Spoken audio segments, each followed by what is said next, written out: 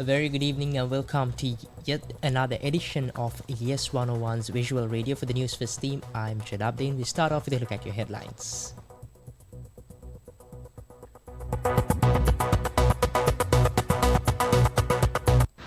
Newsfirst headline. In headlines, silent protest against controversial human immunoglobulin procurement. Police fire water cannons at Medical Faculty Students Action Committee protesters. US Treasury pledges full support for Sri Lanka. Kiev can use British weapons inside Russia, says Cameron. And finally in sports, Australia replaced India as number 1 test team in ICC rankings after annual update. And now your news in detail.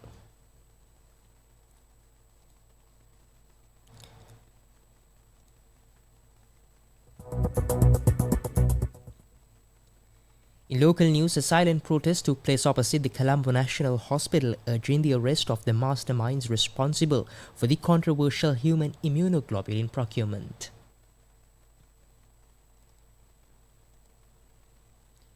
The protest was launched opposite the Colombo National Hospital. President of the Medical and Civil Rights Professional Association, Dr. Chamal Sanjeeva, says the enduring presence of counterfeit suppliers, certain pharmaceutical companies, bureaucratic hurdles and entrenched mafia networks within the Ministry of Health persists unabated despite the departing of the former Minister of Health, Kehelia Rambukvella.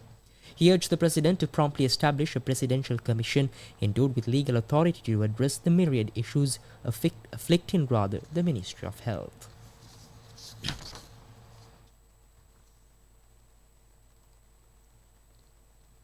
And moving on to more local news. Police fired water cannons opposite the Vihara Mahadevi Park in Colombo to disperse a protest organized by the Medical Faculty Students Action Committee against private medical colleges. The protest was organized under the theme Withdraw the National Education Policy Framework, which is a barrier to free education. Police fired water cannons at the protesters despite warnings prohibiting the protest that was scheduled to start at the Vihara Mahadevi Park in Colombo.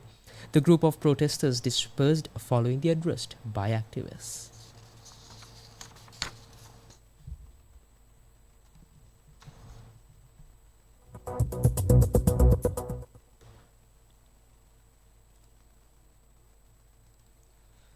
And moving on to more local news, Sri Lanka has discussed the progress achieved in debt restructuring process with the United States. State Finance Minister Srihan Simsingha held a bilateral engagement with Robert Caproth, Deputy Assistant Secretary of the US Treasury, during the ADB annual meeting in Georgia. He said that the progress achieved in debt restructuring process was discussed at length. Robert Caproth had assured fullest support of the United States of America to Sri Lanka and pointed out the importance of continuation with the reforms that will enable a stable economy and avoid any future crisis. Up next is international news.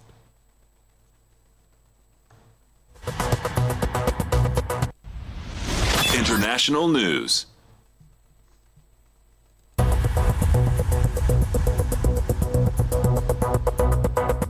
In international news, UK Foreign Secretary Lloyd Cameron has said it is up to Ukraine to decide how to use British weapons and insisted it has the right to strike targets on Russian territory. During the visit to Kiev, he said the UK would provide 3 billion euros per year for as long as necessary. The US has also reportedly urged Ukraine to halt its strikes on oil refineries in Russia, fearing it could provoke an escalation in the conflict. Peskov also took aim at French President Emmanuel Macron, who said this week that the West would legitimately have to consider whether to send ground troops to Ukraine if the Russians were to break through the front lines if there were a Ukrainian request. Up next is your update on sports.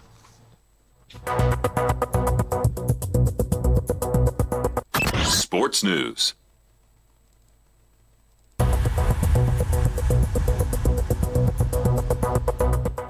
And in your update on sports, Australia have replaced India as the number one test team in the ICC men's rankings after the annual update, while India though have retained the top spot in the ODI and T20 rankings. In this cycle, the matches played only after May 2021 are taken into consideration for the ranking, which means India's 2-1 series win in Australia in December 2020 and January 2021 has dropped out. All results between May 2021 and May 2023 are weighted at 50%, while the ones in the following 12 months are weighted at 100%. As a result, Australia, who also won the World Test Championship last year, now have 124 rating points, 4 clear of second placed India and 19 ahead of third placed England. While both India and Australia are next in action in the format, only in November when they face each other in Perth.